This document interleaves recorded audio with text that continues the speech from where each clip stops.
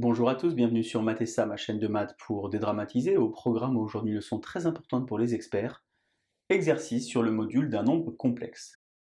Nous sommes bien évidemment dans le chapitre d'experts qui traite de nombres complexes et géométrie. Je vous insère comme d'habitude le lien vers la playlist du chapitre afin que vous puissiez vérifier vos acquis et vos connaissances. Savez-vous par exemple calculer le module d'un nombre complexe? Savez-vous également faire le lien avec la géométrie? Un petit rappel avant de commencer. Tout d'abord, le plan est rapporté à un repère orthonormal direct OUV et non pas OIJ, afin de ne pas confondre le petit i des nombres complexes avec le vecteur unitaire petit i.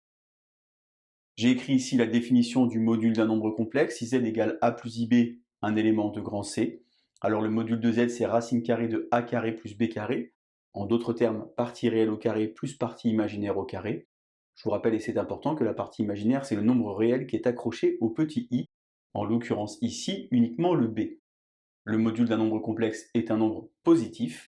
Une fois que vous savez tout ça, vous allez maintenant pouvoir mettre la vidéo en pause, tenter de faire les exercices que j'ai préparés pour vous, en vue par exemple d'une évaluation, et on se retrouve évidemment juste après pour la correction. Allez, un brouillon et crayon, et c'est parti! Alors l'exercice 1, sans prétention, c'est calculer différents modules pour des nombres complexes donnés.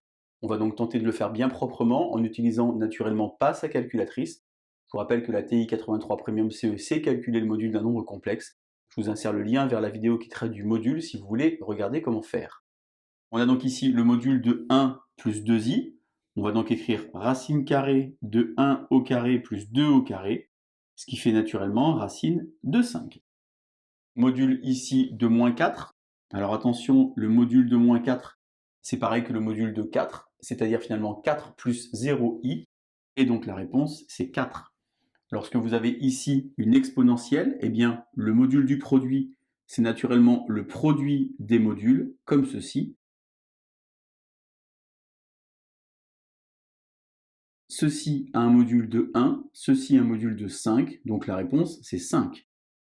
Si j'ai maintenant quelque chose au carré, eh bien je vais dire par exemple que le module de 1 plus i au carré est égal au module de 1 plus i au carré. Vous voyez en fait que j'ai pu sortir le carré du module. Le module de 1 plus i, c'est vraiment quelque chose qu'il faut savoir, c'est racine de 1 au carré plus 1 au carré, en d'autres termes racine de 2. Et puisque c'est au carré, eh bien j'obtiens alors racine de 2 au carré, c'est-à-dire 2. Ici j'ai un produit, j'écris donc comme ceci.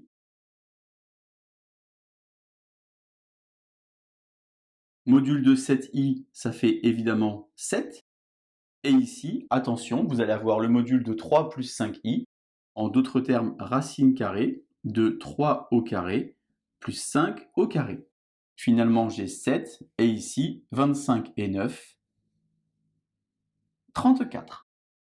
Ici, vous avez module de i à la puissance 2023. On utilise donc la propriété sur la puissance, c'est-à-dire que le module de i à la puissance 2023 va être égal au module de i comme ceci à la puissance 2023. Et puisque le module de i, ça vaut 1, eh bien 1 à la puissance 2023, ça fait naturellement 1. Ici, j'ai un quotient. Le module du quotient, c'est le quotient des modules. Donc ici, je vais avoir module de 3, et ici, module de 1 moins 5i. Module de 3, ça fait 3.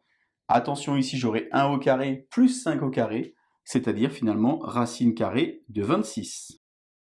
C'est assez vilain, on peut laisser comme ça, ou éventuellement rendre rationnel, en écrivant par exemple 3 racines de 26 sur 26. Ici de nouveau, module de 2 moins i sur module de 3 plus i. Au numérateur, je vais donc avoir 2 au carré, c'est-à-dire 4 et 1, racine de 5. Et au dénominateur, racine de 9 et 1, c'est-à-dire racine de 10. Racine de 5 sur racine de 10, ça fait finalement 1 sur racine de 2. En rendant rationnel, j'obtiens alors racine de 2 sur 2.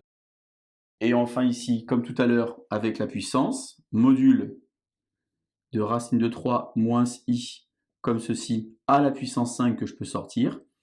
Je vais donc calculer la racine carrée de racine de 3 au carré plus 1 au carré, le tout à la puissance 5. Racine de 3 au carré, ça fait donc 3 et 1, 4. Racine de 4, ça fait 2. 2 exposant 5, ça fait donc 32. Vous remarquez naturellement qu'il faut une certaine aisance en calcul mental.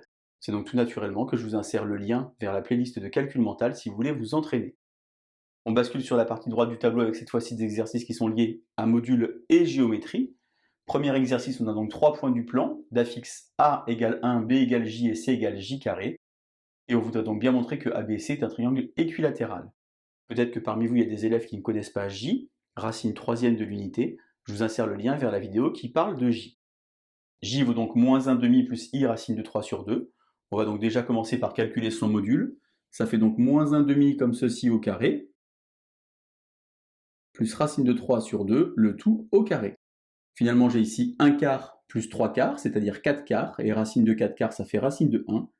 J est donc de module 1. Géométriquement, ça veut donc dire que le point d'affixe J est sur le cercle de centre O et de rayon 1. Le point d'affixe J dans l'exercice est appelé par exemple B. Alors pour montrer qu'on a un triangle équilatéral, il faut montrer que les 3 longueurs des côtés sont les mêmes. On va donc pour cela calculer la longueur AB, qui fait finalement le module de B moins A. Il faut donc faire comme ceci le module de B moins A, c'est-à-dire ça moins ça. Je peux maintenant remplacer par l'expression, puisque j'ai mon J qui est ici. Je vais donc avoir le module ici de moins 3 demi plus I racine de 3 sur 2. Et je vais effectuer un petit peu de calcul mental. Moins 3 demi au carré, ça fait donc 9 quarts. Racine de 3 sur 2 au carré, ça fait donc 3 quarts. 9 quarts plus 3 quarts, ça fait donc 12 quarts, c'est-à-dire 3. Et attention, le module, c'est sous une racine carrée. J'ai donc que la longueur AB vaut racine de 3. Pour calculer la longueur BC, je réitère le processus, c'est donc J carré moins J, mais je me rends compte finalement que je peux remettre J en facteur, comme ceci, et là je vais avoir J moins 1. Le module de J, ça fait 1, le module de J moins 1, ça fait racine de 3, et donc sans trop d'effort, j'ai que la longueur BC vaut racine de 3. Maintenant je m'occupe ici de la longueur AC, c'est-à-dire C moins A, J carré moins 1, comme ceci. J carré moins 1, ça peut s'écrire J moins 1 facteur de J plus 1. J'ai donc ici le module de J moins 1 et ici le module de J plus 1 que je n'ai pas encore calculé, donc je vais l'écrire ici. Le module de J plus 1, ça fait donc 1 demi plus I racine de 3 sur 2. J moins 1, je l'ai vu tout à l'heure, ici ça fait racine de 3. Et ici, j'ai 1 quart plus 3 quarts, et 1 quart plus 3 quarts, ça fait 4 quarts, et racine de 4 quarts, ça fait 1. Finalement, j'ai les 3 longueurs AB, BC et AC qui sont les mêmes. ABC est donc un triangle équilatéral. Dernier exercice enfin, j'ai donc 3 points du plan, d'affixes respectifs 4 moins 2i, moins 3 moins i et 1 plus 2i. Et il faut montrer que C est sur la médiatrice de AB. Alors dans l'idée de la médiatrice, il y a naturellement une droite qui partage un segment en deux parties égales de manière perpendiculaire, mais il y a surtout l'ensemble des points équidistants. Si C est sur la médiatrice de AB, je vais donc calculer la longueur AC et la longueur BC, et espérer que ce soit les mêmes.